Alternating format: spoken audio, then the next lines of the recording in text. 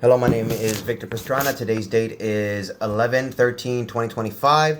This assignment is for FTE 217. In this week's assignment, we're going to be going over some dimensions, meaning I'm going to be showing the components, potential malfunctions, damage, training a gunsmith should undergo, and additional components that interact with the AR-15 platform. I was originally going to use my AR-10, but I don't feel like breaking my head with it right now. So we're going to go ahead and use my AR-15. This is my AR-15. It's already got the takedown spring, takedown switch off. We're going to go ahead and rack this to the rear. Show it real fast. There's no ammunition in or around the firearm itself. Bring the bolt back forward. I'm going to go ahead and get into the components itself. We have the bolt carrier group, the fire control group, and the magazine are the components that I selected. So let's start off with the bolt carrier group. So this is the AR-15 bolt. Most critical specs is headspace, distance must be perfect, verified using go and no-go gauge. Malfunctions that can occur is the firing pin protrusion is too short. You can get a failure to fire. The gas screws aren't screwed properly. Gas leaks occurring causing short stocking and failure to feed.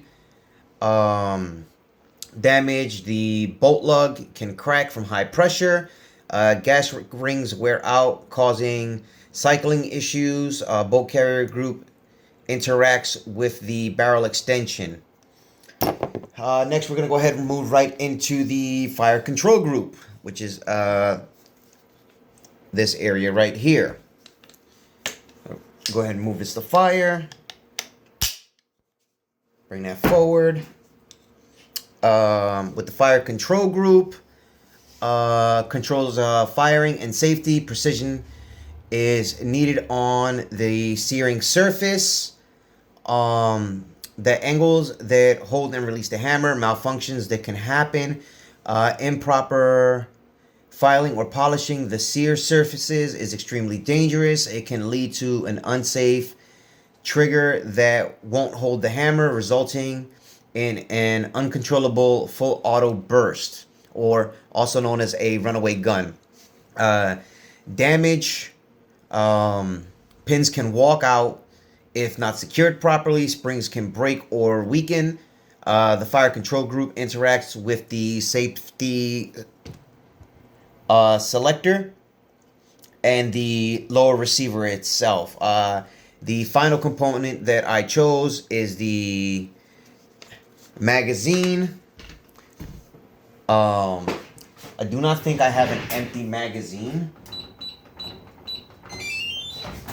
but we're gonna go ahead and have a look. Unfortunately, we do not have an empty magazine. So,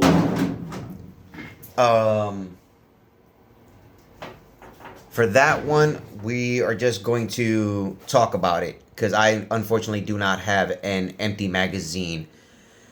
I do have an empty 9mm magazine, so I'll just use that as reference. Where are we? Magazines. They cause the most failures. The feed lip must have the perfect angle and spacing to guide the round. Malfunctions that can occur. Damage or bent feed lips cause primary issues, failure to feed. The bolt can't chamber around. A weak spring or follower causes the bolt to fail to lock after the last shot.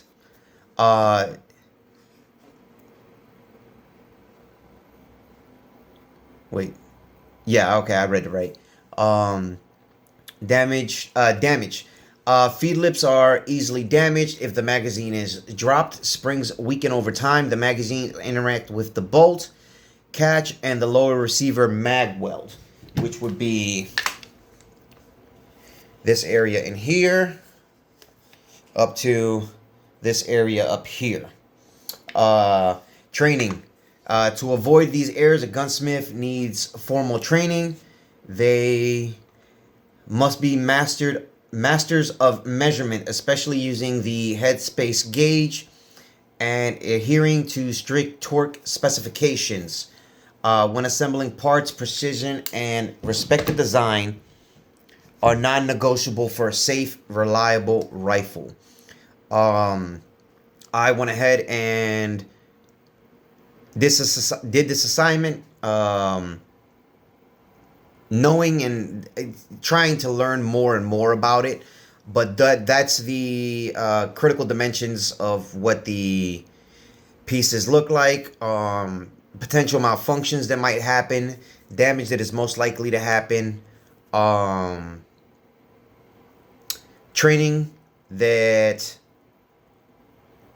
gunsmiths should avoid or undertake to avoid causing more damage, and additional components that most likely interact with the piece itself. Once again, my name is Victor Pastrana. Today's date is 11/13/2025. And this assignment is for FTE 217. Sorry that I had to go through this really fast, but I'm at my 7-minute mark. Thank you. Bye.